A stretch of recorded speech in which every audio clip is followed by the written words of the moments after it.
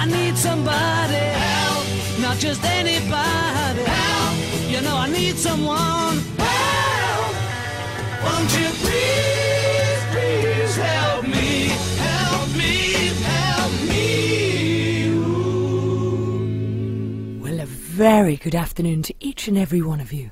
Welcome to my favourite section of the day. It's time for Dear Doris. Dear Doris. Please feel free to call in with any problems that you would like some advice for. I'm here to help, and I will endeavour to do my very best for each and every one of you. So, let's go over to our first caller. Dear Doris, this is Malcolm. Hello. I'm 50 years old, and I've been with our Judy for the last 35 years.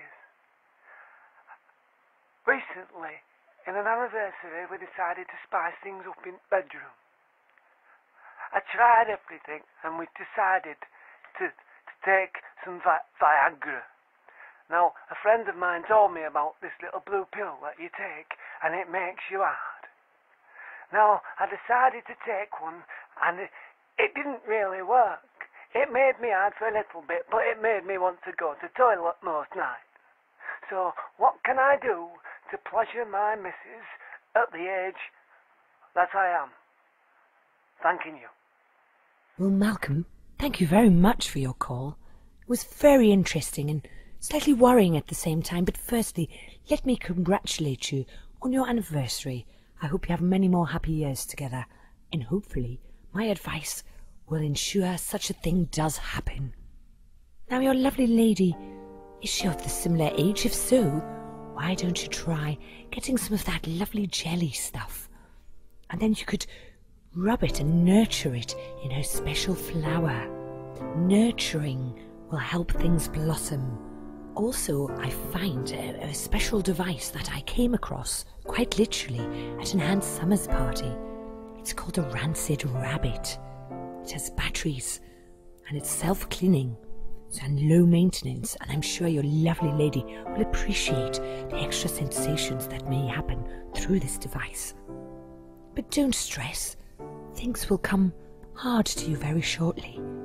Massage, time together, share experiences, talk about it. You could even dress up, Malcolm. I hope that helps. Please do call again and let me know how we got on. All my love to you, Doris. Well, it's now time to move on to our next caller. Hi, Doris.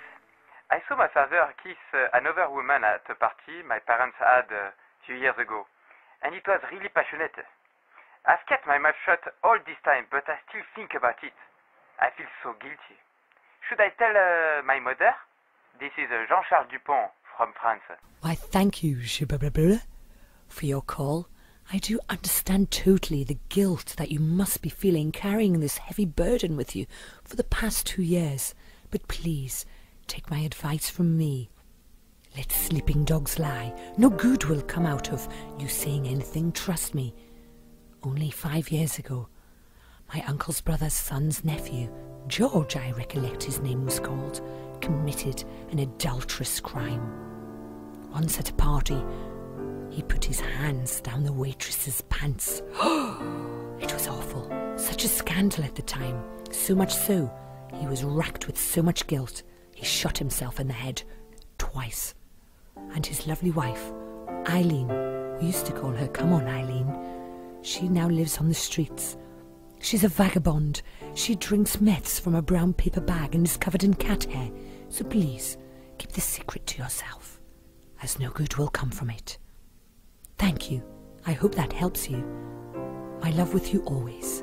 Rest easy, Doris. Dear Doris. Let's see who we've got on the line next. Hi, Doris. I love my man biting my neck, but sometimes he leaves a mark, and this doesn't look good for work. Any hints on how to get rid of a love bite quickly? I just don't like it. Thanks, Doris. Well, good afternoon to you, caller. I'm so glad you called with this problem. It is a very common problem around the world, global, universal. My advice to you would come in threefold. Much can be done to cover such ugly things caused by men which feel so nice at the time. One thing, you could put some toothpaste on to suppress the colour, but that might be too minty fresh for you and coincide with your lovely lady perfume. Alternatively, only the other day I bashed my neck in the door. It produced such a red mark, it was sore and not aesthetically pleasing on the eye. However, the varnish I was using to paint the skirt boards came up a treat. It disguised it completely. Slightly sticky and hard to remove, so that's not really ideal. But my bestest advice I can offer you is this. Please heed it, and you will not know a thing.